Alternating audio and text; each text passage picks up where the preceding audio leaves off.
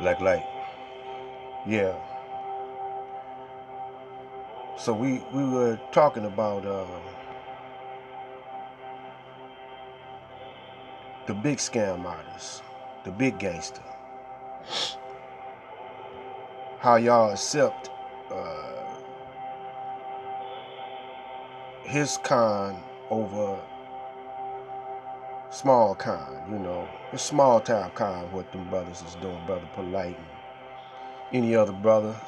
They the false prophets, that y'all done latched onto. And let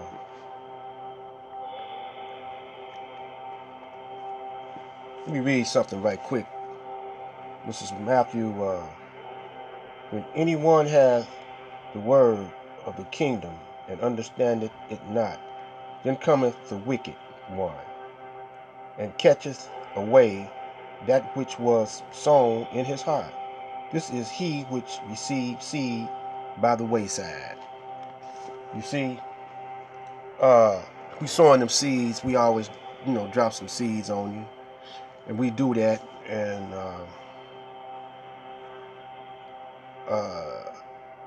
I speak to you in the old vernacular of the brothers, which the Caucasian called the baby boomers. And we was on the streets, on the corners, in the hoods, doing our thing back in the 60s, 50s. Not so much in the 70s because the hippies took over the 70s, and with all that love-in stuff, and the blackness got watered down again.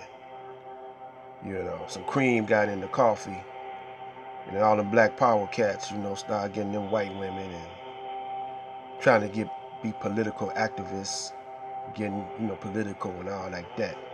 I never was a political guy. I don't dig that, But y'all getting scammed today. Y'all were getting y'all blackness watered down, getting cream in y'all blackness. So that's what they throw on you. See, now the Honorable Elijah Muhammad said they was gonna do that. He said at the last days they gonna give you they white women, to cool your ass out, And when you see a sucker, bump his head. So therefore, this is why I'm on the scene to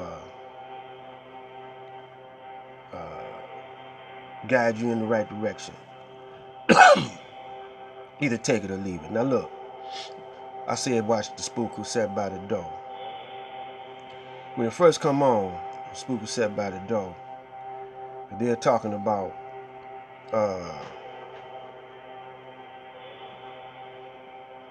when the spook first come on, they're talking about the political scene anyway. How can they get votes from the black community? So what he do? He accused the CIA. He came up with the brilliant idea of accusing the CIA of discriminatory practice, right? So it was a brother that was aware and had a plan, and this was his opportunity to work his plan, so he jumped on that. Now the part I want to get to is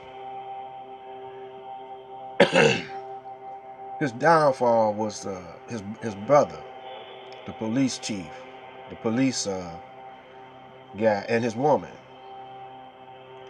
She was supposed to be in love with the guy, but he wasn't talking her kind of talk. So if he wasn't talking her kind of talk, she didn't want to deal with him. The one that he did get into The mind was a prostitute. He got into her mind. And she tightened her game up, you know. And she was his ally, you know. And she was a spy, an inside spy. He turned her into a spy. You see? Now this is guerrilla warfare at its best, you know. Now, you don't know where brother's coming from, you know, nowadays, because you don't know what side of the fence he's on, you know. So, the Honorable Elijah Muhammad, he said that you know snakes, you know, but you don't know which one is poison or not. So, keep away from all snakes, you know, because you don't know which one is poison, you know. That goes for the black ones too, you know.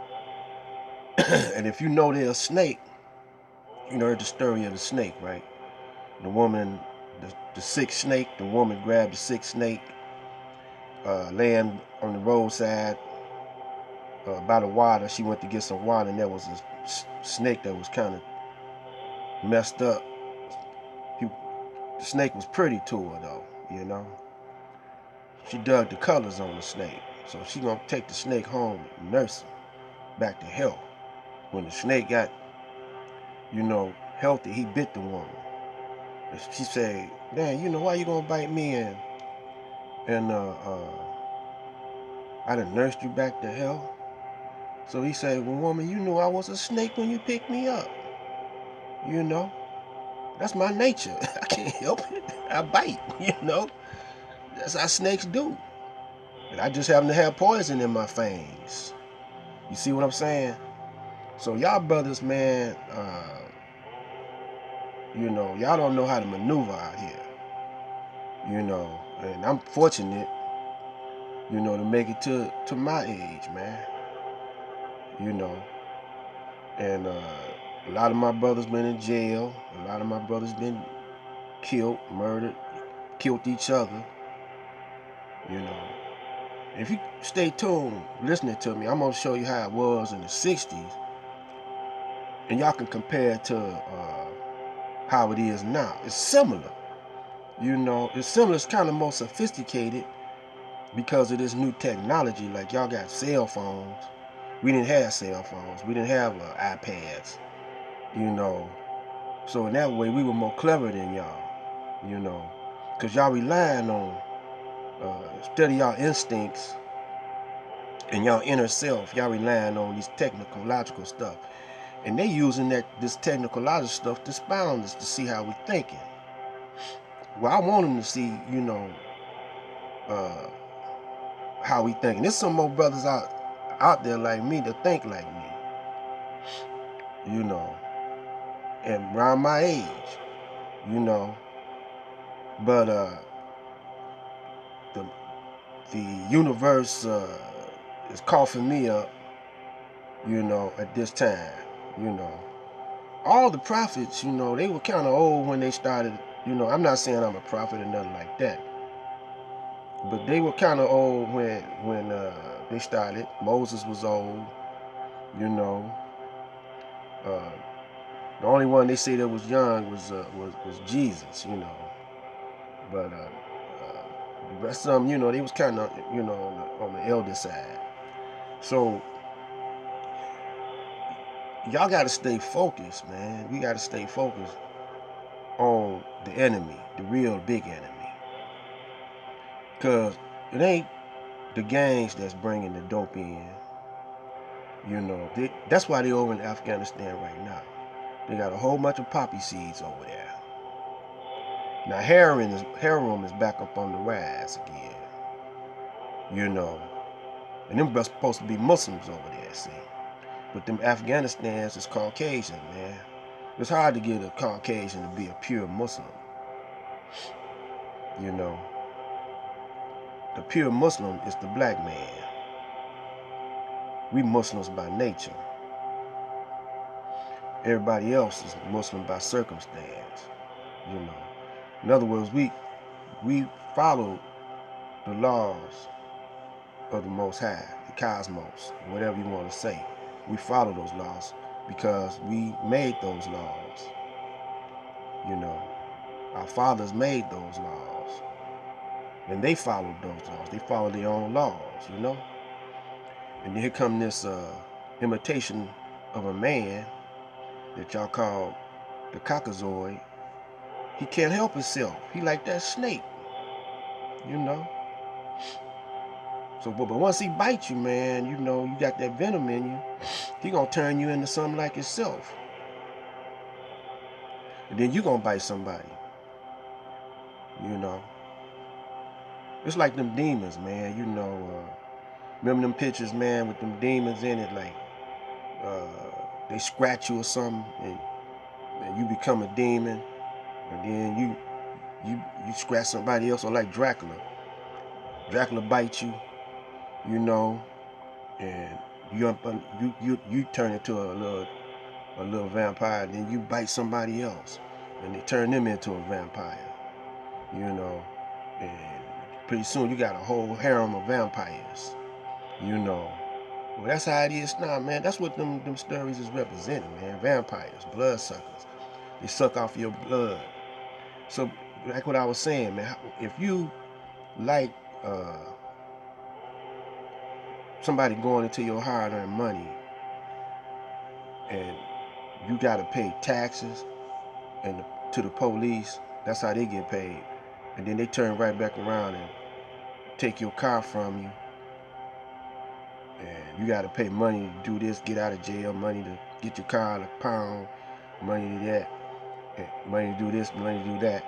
And so by the time your little check, I don't care how much money you make, you know, gas go up on you, gasoline go up on you, and heat, your household energy go up on you, the heat and the lights, they go up on you every year. You know, the more money you make, man, the more money you gonna spend. Housing gonna go up because it costs more to get a house. Right now it's down low. You know, that's the trap y'all into buying some more of them houses, because you never own them. You gotta pay a tax on them. That's like paying rent, you know. And if you don't pay them taxes, they'll kick you out. You might have been paid cash for your crib. You know, you might have $1 million. The crib costs $1 million. You might have $2 million. You pay cash for that. You better pay, if you got $2 million and you get a crib that costs $1 million. You better pay $1 million for the house and $1 million in taxes.